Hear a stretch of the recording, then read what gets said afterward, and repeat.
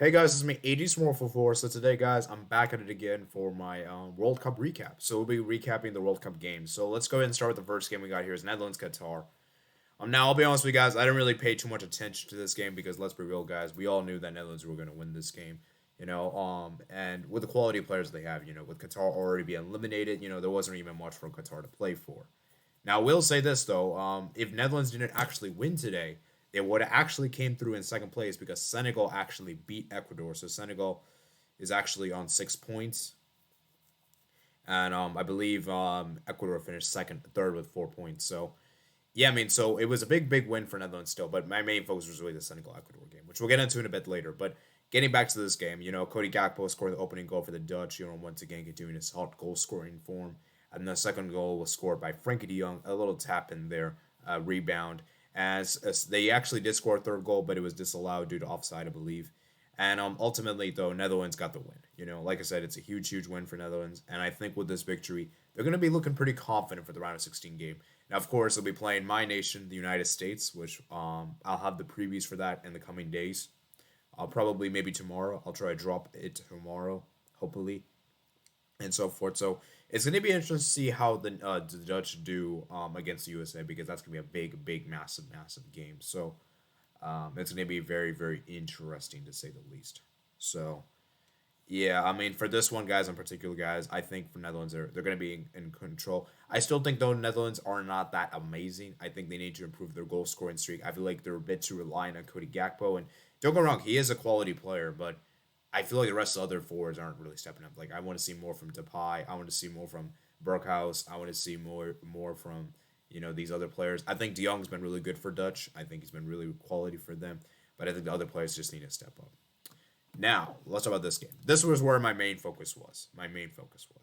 Senegal Ecuador. What a game of football this was. Ecuador, for me, played. I thought Ecuador were really disappointing in today's game. I really thought they were disappointing in today's game because I think for Ecuador, what they thought, I think they got too carried away with that. Okay, we just need a draw. We'll just park the bus and get the draw. We'll advance. But Senegal's gonna be motivated, and especially considering what happened to them last World Cup, they didn't advance to round of 16, and they know that this is a golden opportunity. And even without their talisman Sadio Mane, they were able to withstand the challenge. And you saw how motivated they were on the day. And Senegal, man, from the highlights, from the game I saw, they were so much better team. They were so much a better team. Putting those crosses into the box and everything. I feel like Ecuador for the first half were very tame, very passive, and I just think that Senegal just didn't really Ecuador just didn't really offer much in the first half. And then that big penalty, which I believe Hinsepe, I think he gave away that foul there, which led to the penalty, and it was a definite penalty. I mean, a definite penalty. I believe. Let me go and see who went down inside the box. My memory. I'm trying to remember everything. A lot of things to remember at once. So let me see who went down. Um, let's see. Who gave that penalty away? The penalty was given away by what is it called? Yeah, it was Presedo, yeah, Presedo's actually there. Yeah, Hinsepe crashes into him. Yeah, and then Ismail Sarr wins the penalty. And when Ismail Sarr was given the penalty, I was like, I'm not sure if he's gonna score this because you can tell the nervousness in Senegal players, and he calmly scores this penalty. He does a little slow run up, and he scores the penalty, goes on bottom right, and making it 1-0 to Senegal. And at that point, they're in the good position to advance. You know, and it's also a fun fact for you guys. Hinsepe is the youngest player to concede a penalty in a World Cup match since Ghana's Jonathan Mensah did against USA in 2010. So huge penalty there. Senegal are really looking good. I think for most part, Senegal were the better team in the first half. And then the second half, though, Ecuador did start to make things interesting. They took off Franco, they brought in Sarmiento, and they took off Carlos Guerrero, and they brought in Cifuentes. I think they knew they needed to attack now, and they're looking so good in the second half. Then they forced the equalizer through a nice corner, a nice set piece there, great delivery into the box from nice assist from Torres to Caicedo, and Caicedo heads it in to make it 1-1. And at this point, it's like, wow, Caicedo was unmarked at the near post, and he's the youngest player to score for Ecuador. And just a few minutes later, Senegal have a free kick in a dangerous position. A nice free kick there. Idrissa Gueye steps a free kick. Idrissa Gueye but it's a lovely delivery into the box, and it bounces off towards his shoulder and straight Koulibaly, and he's unmarked and he fires a wonderful volley against Galanduz, and you can see the celebration here, right here in the side. Brilliant, brilliant goal. And yeah, it's the first time Senegal have made the knockout stage since 2002, and Sarr won the penalty. And yeah, I mean, like I said, guys, it's a huge, huge win for Senegal. They needed this win, and for Ecuador, man, this is heartbreaking, you know. And as well as that, actually, this is a fun fact for you guys. This is actually the first time Senegal have beaten a South American side of the World Cup, first African nation to beat an African side of the World Cup since Cameroon versus Colombia in 1990, ending a 21 game winless run. So, yeah, and Senegal won successful World Cup games for the first time. Meanwhile, this term is the first time they finished a World Cup group stage with 6.5 in 2002 was their previous best total. Ecuador failed to make it past the group stage of the World Cup in the 3 of the 4 appearances to come. Well, this was their first defeat in this tournament in 5 matches. So, like I said, guys, it's a huge, huge win for Ecuador. I mean, not Ecuador, sorry, Senegal. I'm very happy for them. You know, it's nice to see confederations. And I was thinking to myself, we're really not going to see an African nation advance. And remember, guys, these are the AFCON champions. So, they're AFCON champs for a reason. And they did it without their talisman, which is quite incredible. All right, now let's talk about Group B games. Let's quickly talk about this game. I didn't even pay attention to this game.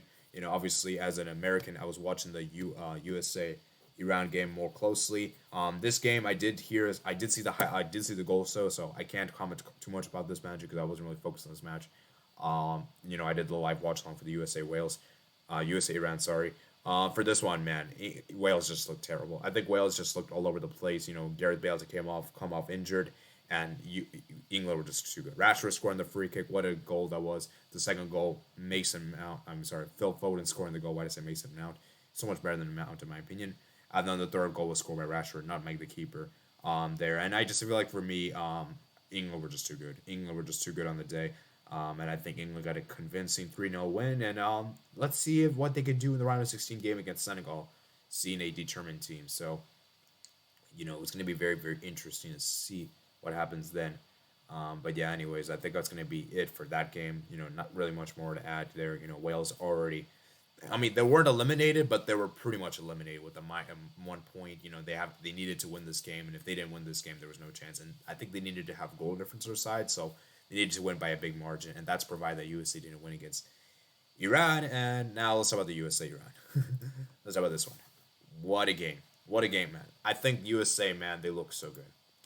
And the thing about the USA guys is that the first half I've just been impressed with. USA have been so good in the first half. I think for me, there's a lot of players that played well today. I thought Dest and Anthony Robinson were fantastic as fullbacks. They were providing so much attacking output to us.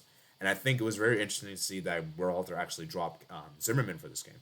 He started Cameron Carter-Vickers, and it was a really brave decision. And Cameron Carter-Vickers I thought was fantastic on the day, you know, especially against the informed Taremi. And then obviously I thought Tyler Adams was fantastic as usual. I thought McKennie was also really good in the midfield. And I just think the USA was great. You know, that build-up, that goal was scored by, it all started from Weston McKennie finding that deep pass to find Dest there. And it's a low-driven cross. And it's a nice finish from Christian Pulisic. And advertently, at the same time, I believe Christian Pulisic actually got injured. He collided with the goalkeeper, and he had to come off. And I'm hoping that Pulisic is fit for the Netherlands game because we're going to need him for that Dutch game in particular. He's such a crucial player for us. And I just think it's a huge win. In the second half, though, USA didn't take the game to Iran. Iran kind of stepped things up, especially when the substitutes came on. But I thought Iran on the day were very underwhelming. I thought Iran, for me, for most of the day, were very underwhelming. They couldn't keep possession very well. They struggled to counterattack. They did have some long ball over the top. You know, they tried to do that thing. But ultimately, just was never really creating issue. And then at the extra time, man, right at the stoppage time, there was that penalty appeal. And I'm like, that's not a penalty. That was a straight up dive. I mean, Cameron Carter-Vickers didn't do anything, you know. And Taremi, man, you know, he's an expert in drawing penalties in for Porto in Liga NOS. And I just feel like for me, man, it's a huge win for the U.S. I am concerned though the USA is a bit static in the second half. I don't like the fact that we're so nerve-wracking in the second half. We always have to bring on defenders, and it's like a train. We're parking the bus. You know, I don't particularly like it. I don't like this approach. But at the end of the day, it is effective. And we got through the round of 16. And I didn't even expect us to advance the round of 16, if I'm being honest with you. I was expecting Iran to get that second place spot. And they nearly did, to be fair. And I think it's a big win for the U.S. And now they're playing against a Netherlands team. And Netherlands haven't really been that great, if we're being honest here. They've been good. I'm not saying they haven't been good, but I haven't been completely convinced with them. So obviously I'll have a preview for that in the next coming days. So hope you guys do enjoy that. So make sure you guys, if you made it all the way far this video, please let me know what you guys think of the match below. A lot of matches to discuss. Comment down below your thoughts in the comment section below. Like this video if you did enjoy. Subscribe if you're new out here. Comment down below your thoughts. And let me know if there's any major talking points, because there probably is. And so forth. So make sure you guys do all that good stuff, and I'll see you guys later. Peace